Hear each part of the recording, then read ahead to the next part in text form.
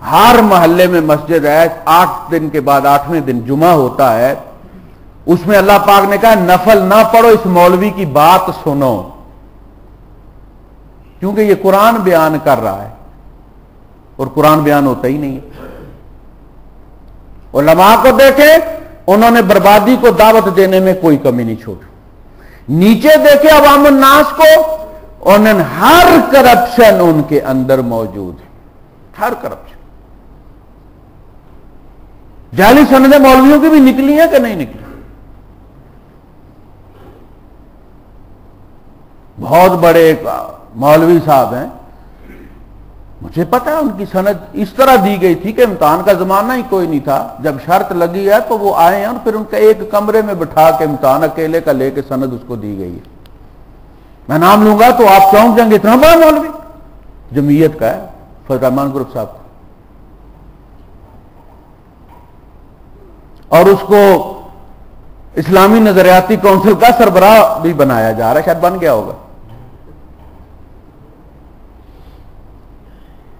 ये करप्शन देखें, बंदे 14वीं सदी के तो उलमा कोई 7वीं सदी से तो नहीं आएंगे ना, वो भी यहीं से निकले।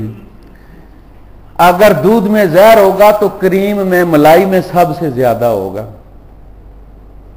मछली हमेशा अपने सर की तरफ से गलती है। आप मछली का कान खोल के तो देखते हैं कि बासी है या ताजी है, और जब मौसम ठंडा होता है तो बर्फ सबसे ज्यादा चोटी पर पड़ती है।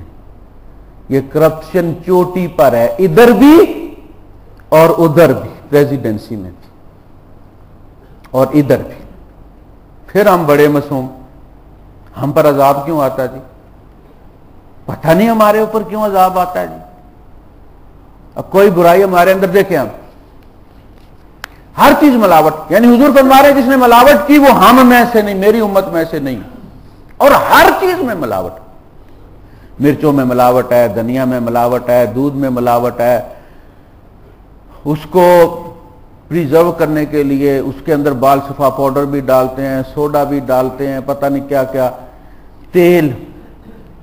अभी डॉक्यूमेंट्री दिखाई है टीवी चैनल ने, कुत्ते, गधे, मरी हुई गाय, भैंसें, मुर्गियां बड़े बड़े कड़ाहों में डाल के उनका तेल निकाला जाता है। वो तेल बाहर ये जो फुटपाथों पे पकोड़े तलने वाले और ये जो फुटपाथ के होटल होते हैं उनको बेचा जाता है, जिससे लोग अफ्तारी करते हैं। पकौड़े वाले से पूछा उसने, टीवी वाले ने, कि आपको पता है ये तेल कहां से आता है? उन्होंने डॉक्यूमेंट्री बनाई, फैक्ट्री में गए हैं, नाक पे उन्होंने वो सारा कुछ रखा, गन पूरा, और उसकी मरे हुए जानवर की अंतड़ियां जो है वो पंप रखा हुआ था, भर के उसके अंदर कीमा भर रहे थे, मरे हुए जानवर का कीमा उसमें, जैसे यहाँ वो फ्रैंक्स होते हैं, चिकन फ्रैंक्स, चिकन सोसेजेस जो होते हैं, वो वाले तैयार कर रहे हैं। हराम के गोश्त भी हराम का, वो अंतड़ियां भी मरे हुए जानवर की, और साथ कुत्ता मरा हुआ है, गला हुआ है, साथ उसके गधा पड़ा हुआ है। तो उससे पूछा पकौड़े वाले से कि आपको पता है ये तेल जो आप लेकर आते हैं खुला स्टॉक, ये कहां बनता है? उन्होंने कहा साहब को पता है। उन्हें असली वाला हम अफोर्ड ही नहीं कर सकते भाई साहब, बड़ी महंगाई है, इसलिए हमें पता है ये कहां बनता है, फिर क्या करें हम, और कोई रास्ता कोई नहीं।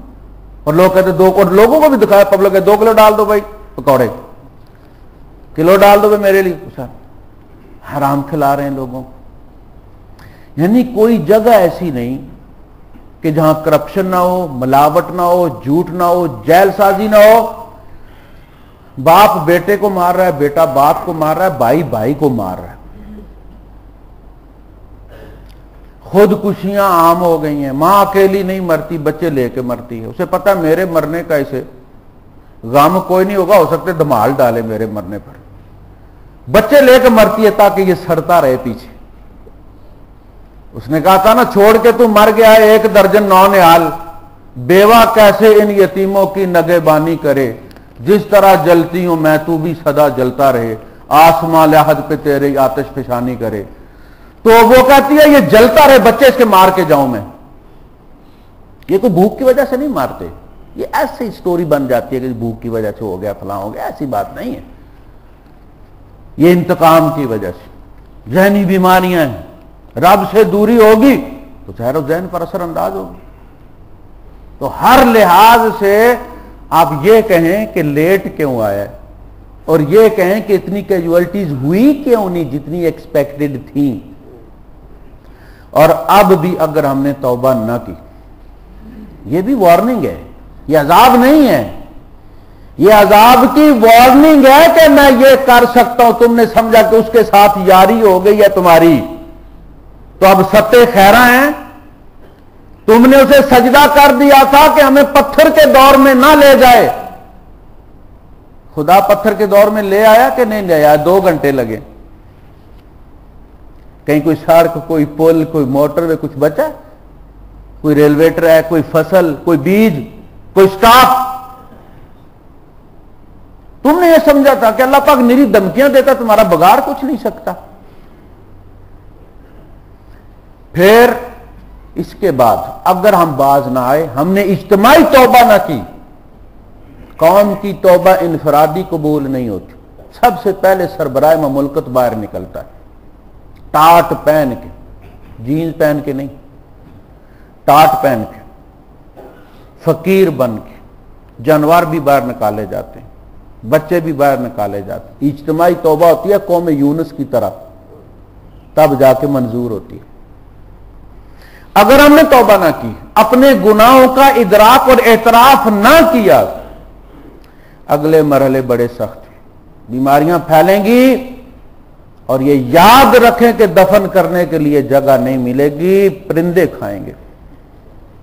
अब भी दफन करने की जगह कोई नहीं है। लोगों ने 2-2, 4-4 दिन अपने अजीज रख के आखिर पानी में बहा दिए हैं। जब ज्यादा बदबू हो गई और एक खास जगह पे लोग फंसे हुए हैं, तो दूसरे लोगों ने कहा यार क्या मुसीबत डाली हुई है, मामा रख के बैठे हुए, तुम यहां खड़ा नहीं हुआ जाता, सारे बीमार हो जाएंगे। मजबूरन पानी में बहाया उन्होंने, दफन करने की जगह नहीं।